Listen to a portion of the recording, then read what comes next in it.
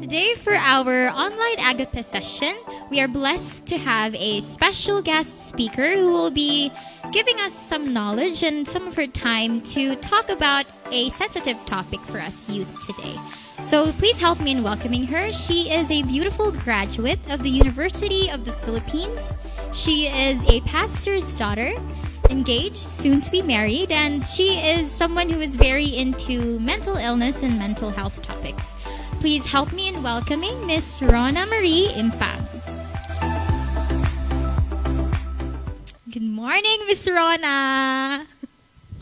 Hi, it's so nice to be here. Thank you so much for inviting me. Thank you so much for coming. It's such an honor. Yes, we are very blessed to have you on our online AGAPE session for today. Thank you so much. So everyone, our AGAPE session is for a topic that is a little sensitive to talk about. Today is dedicated towards talking about mental illness. So Miss Rona and I will be talking about answering questions back and forth about questions of mental illness. So to start off our interview for Miss Rona, I will ask you this question.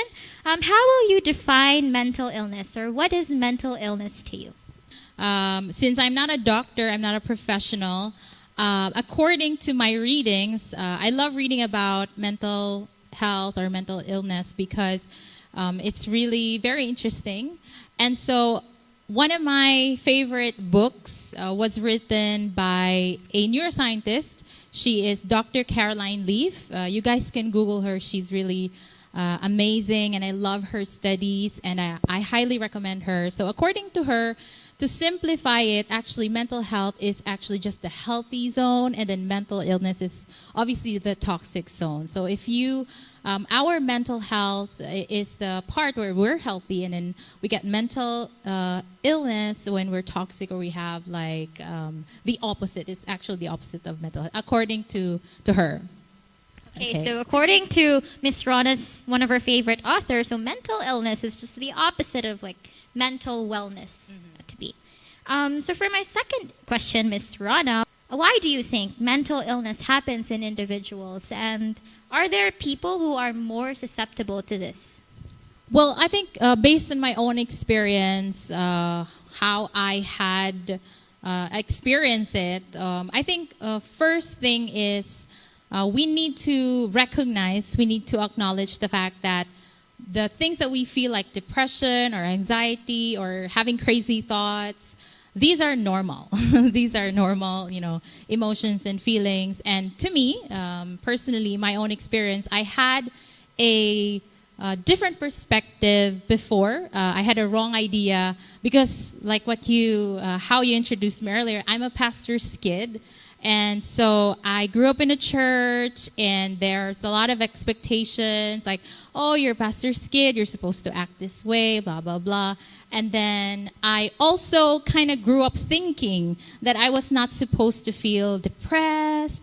I'm not supposed to feel anxious because God is going to provide everything, blah, blah, blah. I was not allowed to express those things in a way because of all these standards that was set before me because of these standards in the church. But then I think, from what I learned, the more that I study about God and His character, the character of Jesus, the more that I have learned that I think it's a bad idea for me to think, I'm not going to go through that just because I'm a Christian or just because I'm a pastor's kid. So I think for me personally, it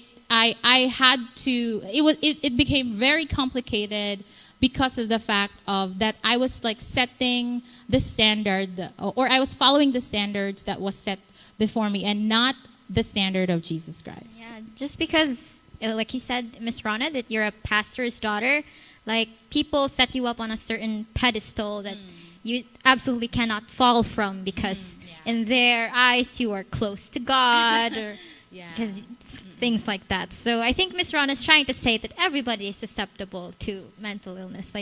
Nobody is exempted.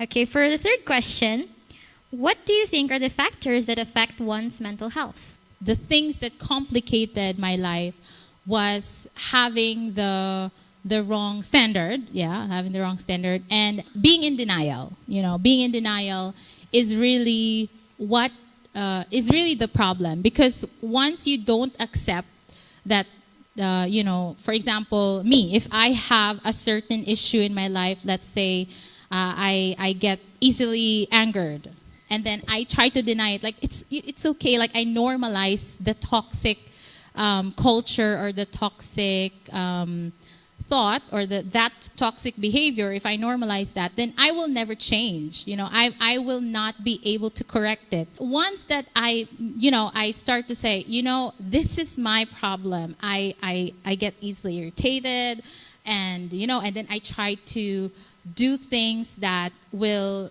or I make a decision. The media is trying to tell us that mental illness is increasing, or it's getting worse. But actually, if we realize it, all of the struggles that we're going through is actually normal.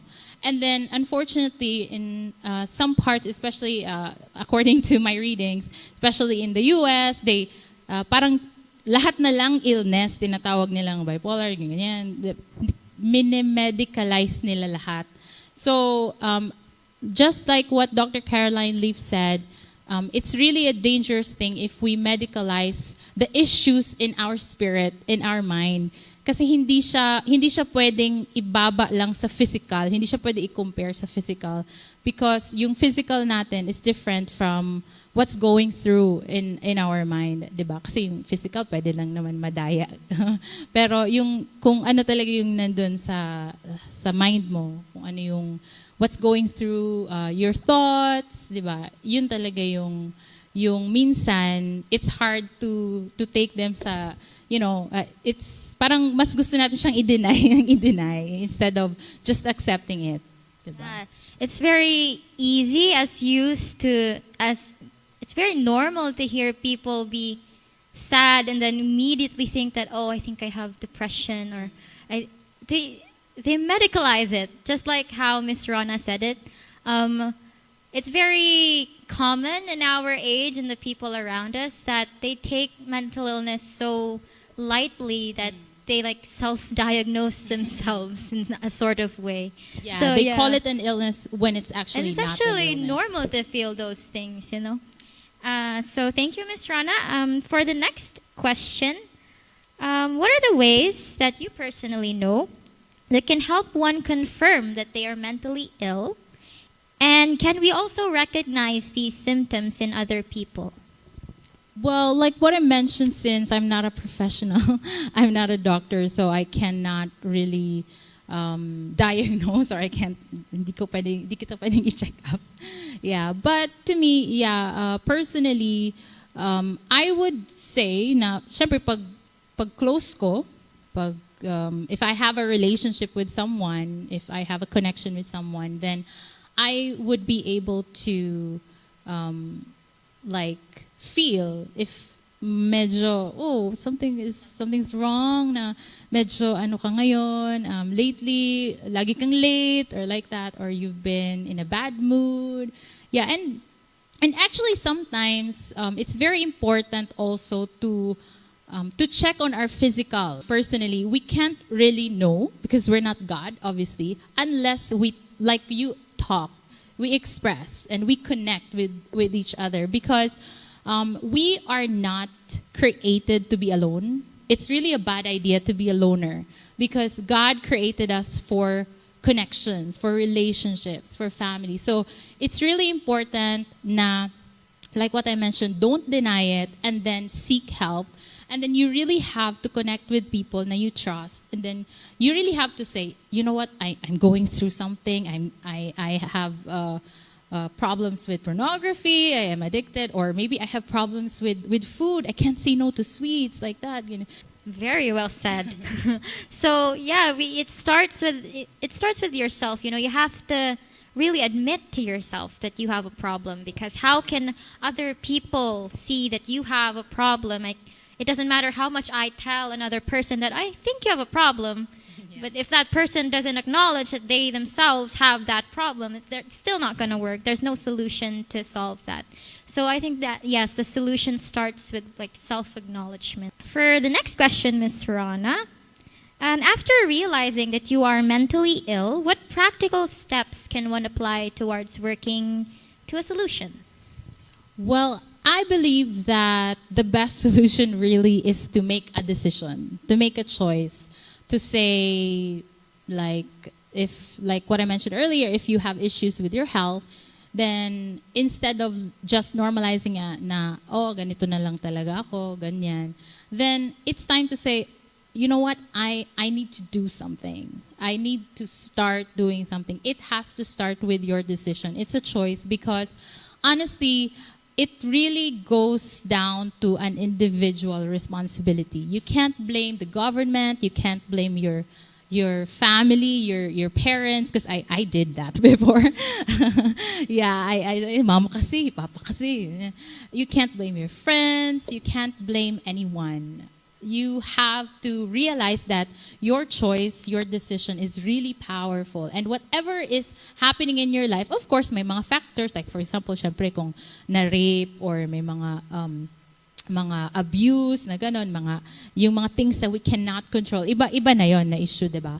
Pero mostly, sa life natin talaga, it's our own decision. So that's why it's an individual responsibility. And I think that the first step to that solution is to not deny it, to accept it, and to make a decision. I think it's very important to renew your mind. That's what the Bible said, diba? And I think it's also very important not to limit God. We have to always realize na, okay, the next day, what kind of experience am I gonna have with God today? You know, it's not. Ako kasi I'm 100% convinced that God is not boring. God always has something new. And all the miracles He did in the past, like when He split the sea, yung mga miracles niya, hindi na yun nauulit, diba? If we notice, hindi na talaga siya maulit. Kasi hindi naman si Lord boring na yun ulit-ulit na lang. He is so creative because He's a creator. He's amazing. He's big. Okay, so for the next question, Ms. Rona, what advice can you give to people who are mentally ill but they lack a support system like family and friends or funds? Mm-hmm. Yeah, well, actually from that statement itself, you lack support, you lack friends, I think that's already a problem. I think it's really important if you guys are hearing me, you're hearing my voice, if you guys are watching this, really connect with people. Don't ever think that you're alone. Don't say na, ako lang nakaka-experience nito. No one understands me or ako lang talaga tong malas or something like that. But we are here to validate your feelings, and we have a very great sympathy, iyo, and we want you guys to know that we want to struggle with you guys and live this life with you guys, and it's important. We want to be a safe place. Yes, for those of you that are watching and going through something, you're not alone. You're not alone. And for the last question, Ms. Rona, in the Bible, has there been any record of individuals that have suffered mental illness? And what does God have to say to these people? Yes, I believe so. For example, Elijah, he was suicidal, if you know his story. I think that it's really beautiful na Jesus came to earth. And before medyo mamaliit ko lang ito na fact na, okay, Jesus came on earth and He became human to save us. Yun lang yung knowledge ko. But then, the more that I study about the characters of Jesus and His words, the more that I've learned na the best thing pala din or the reason why He came was to give us an abundant life. And for that, He had to show it. He had to be an example, diba? The best thing about Jesus is He followed the natural law. He went, naging baby hiya, naging toddler, naging young people, nag-work. And then also, yan nga yung example ni Jesus na talagang, kung tutuusin, it's the perfect standard. It's the only perfect standard na we can follow, na he really followed the natural law. He really showed us na, you know what, guys, you can be angry, you can feel all these emotions, but you don't have to sin, and you don't have to say na, unfortunately, like for example, Judas, diba? Si Judas and si Peter, pareho nilang pareho nga nagsayop. But unfortunately for Judas, he applied a permanent solution to a temporary problem. But on the other hand, si Peter, hindi niya yun ginawa, 'di ba?